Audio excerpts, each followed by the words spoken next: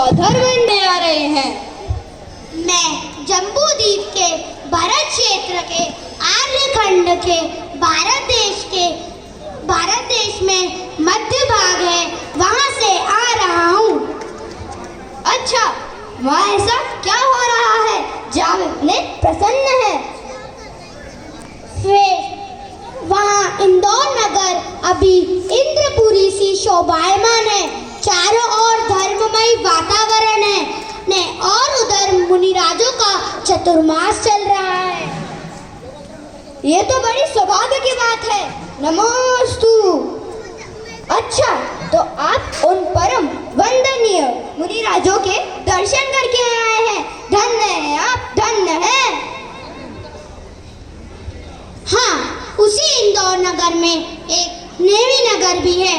वहाँ पर अभी परम वंदनीय संत शिरोमणि उत्कृष्ट चर्या के धारी 108 आचार्य श्री विद्यासागर जी महाराज के शिष्य 108 मुनि श्री भूतबली सागर जी महाराज, जो पंचम काल में भी चतुर्थ काल जैसी चर्या के धारी थे, वैसी चर्या के धारी उनके रत्न रूपी 3 शिष्य 108 मुनि श्री मुनि सागर जी महाराज, 108 मुनि श्री मोहन सागर जी महाराज, 108 मुनि श्री मुक्ति सागर जी महाराज का पीछे परिवर्तन महोत्सव चल रहा है। यह पीछे परिवर्तन तो चातुर्मास समाप्ति के बाद होता है ना? हाँ, मुनिराजों की पुरानी पिच्छिका श्रावकों द्वारा व्रत संयम के साथ ग्रहण की जाती है और नवीन पिच्छिका मुनिराजों को प्रदान की जाती है। अरे वाह, अरे वाह, वहाँ तो बहुत आनंदमय और भक्तिमय वातावरण होता होगा। पर क्या ऐसा हर वर्ष किया जाता है और क्यों? हाँ, ऐसा हर वर्ष किया जाता है। पिच्छिका महाव्रतियों का अहिंसा का उपकरण होता है। वे भूमि को, वस्तुओं को परिमार्जन करने के लिए उनका उपयोग करते हैं। 1 वर्ष तक इसका उपयोग करते रहने से इसकी मयूर पंख कठोर हो जाते हैं। इसलिए नवीन पिच्छिका मुनिराजों द्वारा ग्रहण की जाती है और जिससे वे अहिंसा महाव्रत का निर्दोष पालन कर सके। बिल्कुल सही कहा आपने देवराजेंद्र। पर मयूरपंखी पिच्छिका ही क्यों बनाई जाती है?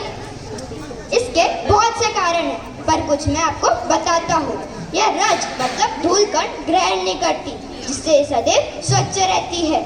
इसके मयूर पंख कोमल होते हैं, जिससे अति सूक्ष्म जीवों की भी हिंसा नहीं होती है और उनकी रक्षा होती है। और ये दिखने में भी बहुत अति सुंदर होता है और ये वजन में भी हल्का होता है।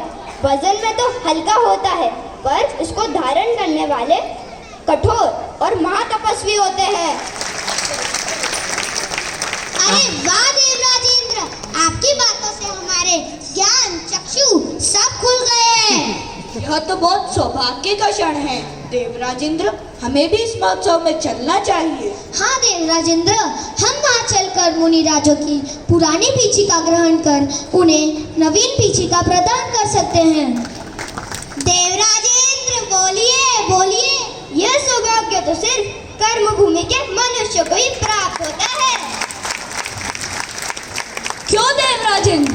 मनुष्य से अधिक धन, बल और वैभव हमारे पास है, तो इसका प्रथम अधिकार भी तो हमको ही मिलना चाहिए। नरकाया को सुरपति तर से। देवगति में तनिक मात्र भी संयम का पालन नहीं कर सकता है। धन, बल, वैभव सब कुछ है हमारे पास, पर पिच्छिका संयम का उपकरण होता है। वे सिर्फ संयमी जीवों को ही प्राप्त करने का अधिकार होता है और मुनिराजों को प्रदान करने का भी। हम तो सिर्फ अनुमोदना करके पुण्य प्राप्त कर सकते हैं। नाशिनी, आपकी भावना उत्कृष्ट है इंद्र। हम सभी आपके भावों की अनुमोदना करते हैं। हम सभी यह जानने के जिज्ञासु हैं कि वह कौन पुण्यशाली है जो मुनिराजों की पिच्छिका ग्रहण करेगा। हम सभी यह दृश्य देखना चाहते हैं। देवराजेंद्र, हम सब उस महोत्सव में जाके मुनिराज के दर्शन का आनंद भी उठा सकते हैं। हाँ हाँ, क्यों नहीं। तो चलिए हम उस इंद्रपुरी के जैन नगर में अत्यंत श्रद्धा भक्ति से चलते हैं और महोत्सव का आनंद लेकर उन पुण्यशाली मनुष्यों की अनुमोदना करते हैं। यह तो सर्वोत्कृष्ट विचार है। हम सभी आपके भावों की अनुमोदना करते हैं। साधो साधो साधो। चलो चलते हैं मुनिराज के पीछे का परिवर्तन देखने के लिए इंदौर की जैन कॉलोनी जैन नगर में चलते हैं। चलिए देवगणों चलिए।